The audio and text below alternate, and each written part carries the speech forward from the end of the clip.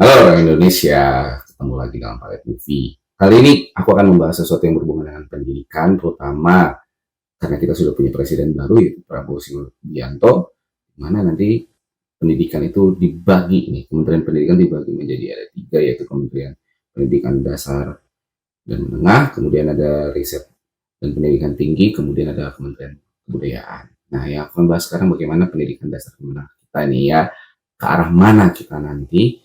Sepertinya sudah ada nih seperti kayak kisi-kisinya atau spoilernya dari pidato singkat Menteri Pendidikan Dasar dan Menengah.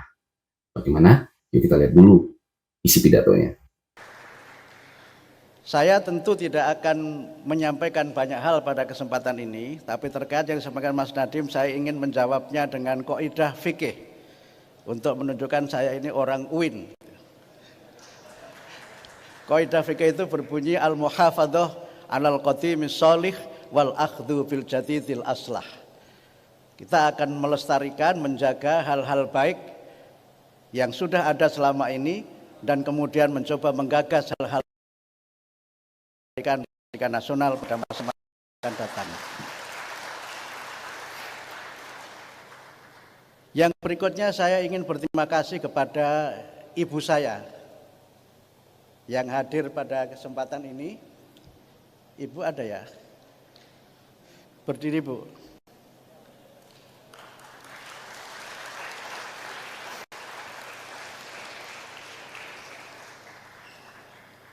Beliaulah yang membuat itu pakai tongkat komando seperti jenderal. Padahal sebenarnya tongkat komando supaya jalannya tidak jatuh. Beliaulah yang membuat saya bisa seperti sekarang ini. Dan beliau adalah teladan bagaimana seorang ibu dengan segala kesederhanaannya, tapi dengan cintanya bisa mengantarkan anaknya mencapai posisi yang dicita-citakannya.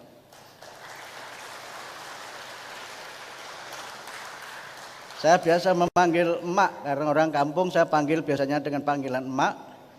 Dan emak, terima kasih. Ini nanti kantor saya yang berikutnya.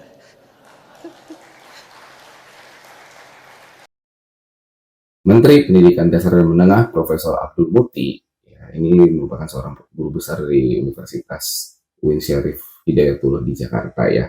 Beliau ini ditunjuk sebagai Menteri Pendidikan oleh Pak Presiden Prabowo Subianto, khususnya di pendidikan dasar menengah, berarti tingkat dari SD sampai ke SMA. Nah, kita akan bahas nih kira-kira bagaimana keadaan kurikulumnya ya, terutama kan ini ada semacam wacana kurikulum merdeka dihilangkan gitu loh.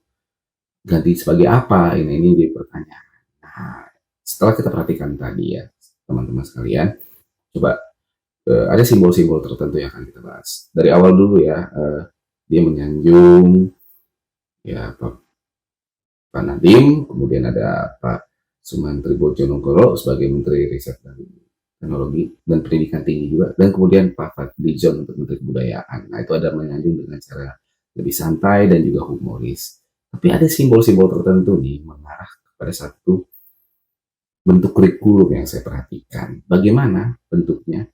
Nah, ketika beliau mempersilahkan sang ibunda, ya, sang ibunda untuk berdiri, bagaimana dia mengucapkan terima kasih dan rasa syukur kepada ibunya sendiri, Pak Prof.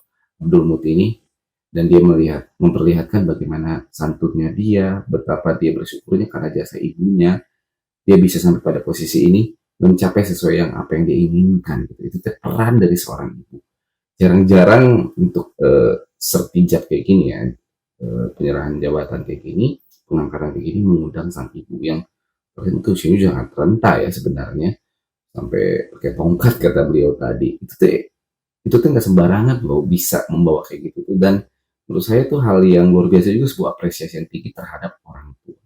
Nah, dari hal ini saja coba kita perhatikan, ada sesuatu yang mau dia tonjolkan di luar dari visi dia ya, maksudnya yang biasanya kan menteri itu pengen A, B, C, D. Walaupun di sini tidak disampaikan secara gamblang, tapi ada makna tersirat yang cukup dalam, tapi sederhana ya, sederhana tapi dalam. Saya perhatikan adalah bagaimana menunjukkan penghormatan terhadap sang ibu. Nah, kalau menunjukkan penghormatan berarti berbicara tentang karakter. Kurikulum mana yang paling mengedepankan karakter dari yang selama ini pernah kita bahas ya, mulai dari kurikulum 2004 atau KTSP, nanti ada kurikulum 2013 dan kurikulum Merdeka ya. Dan kan ada wacananya kurikulum Merdeka ini mau dihapus nih, bahkan nanti mau nyambut masuk ke UN juga. Nah, kira-kira yang mana paling mengedepankan karakter? Menurut aku pribadi itu adalah kurikulum 2013. Kita tahu sendiri kurikulum 2013 itu benar-benar menyajikan nilai karakter yang dalam, terutama ada penilaian khusus spiritual dan juga sikap-sikap sosial. Itu kan ada poin-poinnya dan itu cukup banyak banget diolahnya itu ya. Nah itu mungkin ya yang akan menjadi tolak ukurnya Pak Abdul Muti ini. Seperti kurikulum 2013, tentunya mengatakan karakter, melihat petunjuk bagaimana dia melakukan penghormatan ke ibunya. Itu ya yang aku tangkap. Karena ya pastinya bangsa ini butuh juga orang-orang yang punya karakter luar biasa, bukan hanya sekedar kemampuan kognitifnya doang gitu. Nah itu yang mungkin dikedepankan sama beliau. Sekalipun ada yang bilang mau KTSB ataupun Merdeka tapi ada revisi atau bagaimana, saya pikir kurikulum 2013 inilah yang nanti dikedepankan, tapi tentunya ada revisi juga dengan perkembangan zaman ya teman-teman. Cuman ya itu tadi, kalau misalkan KTSP mohonlah itu kalau bisa jangan, jujur sebagai guru sejarah itu penghinaan terbesar bagi kami guru sejarah, karena sejarah sangat minim sekali dibuat jam pelajarannya di pertemuan sekolah, khususnya di level SMA. Jadi itu penghinaan sekali buat pelajaran sejarah. Ya kalau boleh mah 2013 silahkan mau direvisi bagaimanapun juga. Tentunya pelajaran sejarah itu adalah menunjukkan juga bagaimana sejarah karakter di bangsa ini juga. Jangan sampai dikurang-kurangin Pak. Mohon ya Pak ya, itu pesan dari saya, harapan dari saya. Nah, paling itu yang menjadi spoilernya menurut saya, kedepannya pasti betulnya demikian. Masalah UN nanti akan aku bahas di video lain, tapi yang jelas dari sini kita akan berangkat bahwa kemungkinan besar pendidikannya berhubungan dengan karakter, kurikulumnya akan berhubungan dengan karakter, dan yang paling mendekati adalah kurikulum 2013. Semoga. Terima kasih, sampai ketemu lagi pada video selanjutnya.